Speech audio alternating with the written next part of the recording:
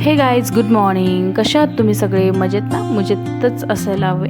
आज मी 5ला उठून मी काहीच काम नाही झालं. बघा, हा शंभू, मी नाही उठली, तो उठला माझ्या आधी.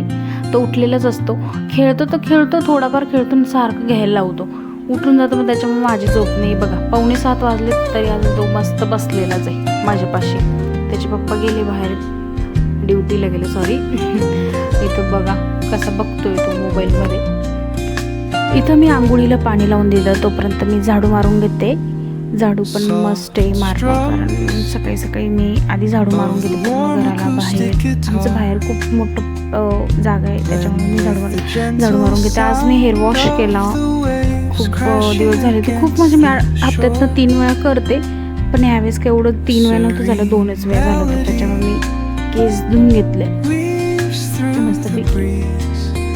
मग काय स्वयंपाक करायचा होता, स्वयंपाकाला पण बाकी होतं, सगळं करायचं होतं. म्हणजे मी आज स्वयंपाकात काहीच केलं नव्हतं. शंभूच्या बाबांना पण मी काहीच दिलं नव्हतं. मी हा नाईट ड्रेस, मोस्टली मी घरात नाईट ड्रेसच वापरते. मी हा नाईट ड्रेस फक्त 250ला घेतला आहे नाशिकवरनं, शॉपमधनं. खूप सुंदर क्वालिटी आहे त्याची, कपडा वगैरे पण खूप चांगला आहे.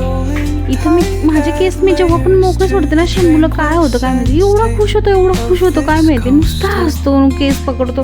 आता तर एक नॉर्मल आहे, पण असं पण मी इतर वेळेस कधी केस विचारते, कधी असे केस मोकळं करते ना, तर खूप खुश होऊन जातो. त्याला काय आवडतं काय माहिती, ते केस एवढे आवडतं, लय खुश होऊन जातो तो. थोडं बाहेर आणलं, त्याला पण थोडं बरं वाटतं. घरात मग तो खूप कंटाळून जातो. थोडं वातावरण तर खूपच खराब आहे, नुसतं पावसाचं वातावरण, पाऊस येत नाही, काही नाही, त्याच्याने खूप आजारी पण पडतात लहान बाळ. इथं मी देवपूजा करून घेतली. बघू शकता तुम्ही शंभू कसं लुडबुड करतो. बघा, माझे देवघर आधी खाली होतं, पण याच्यासाठी मला वरती ठेवावं लागलं. तिथे पण तो प्रयत्न करतो ते ओढण्याचं.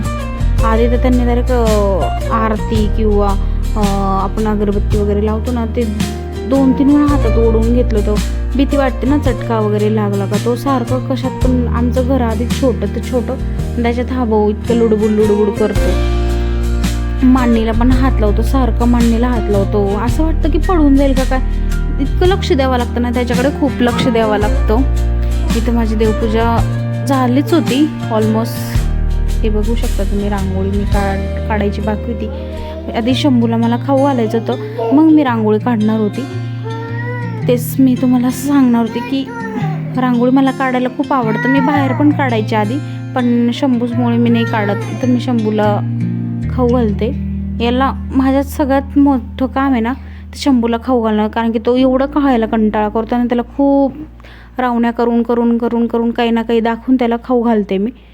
इथं मी उत्तप्पे बनवायचं ठरवलं होतं. आज मी काहीच बनवलेलं नव्हतं, पण त्याच्यात पण आज माझा इतका मूड ऑफ झाला, म्हणजे एवढा मोठा पोपट झाला ना माझ्याकडनं. ज्या तव्यावर मी डोसे करायची ना, तो तवा माझ्याकडनं खूप जास्त घासला गेला होता. बघायलाच पुढे माझे डोसे कसे झाले होते. याच्यात मी कांदा, टोमॅटो, हिरवी मिरची, थोडं पाणी, खाण्याचा सोडा वगैरे टाकून बनवते मी. खूप छान लागतं. मी नेहमी बनवते, इडली जेव्हा बनवते थोडं एक्स्ट्रा स्पीड टाकते. इथं माझा तवा पण गरम झालेला होता. कोणी म्हणाल का हा मुलगा एवढा खूप आजारी होता बरं का.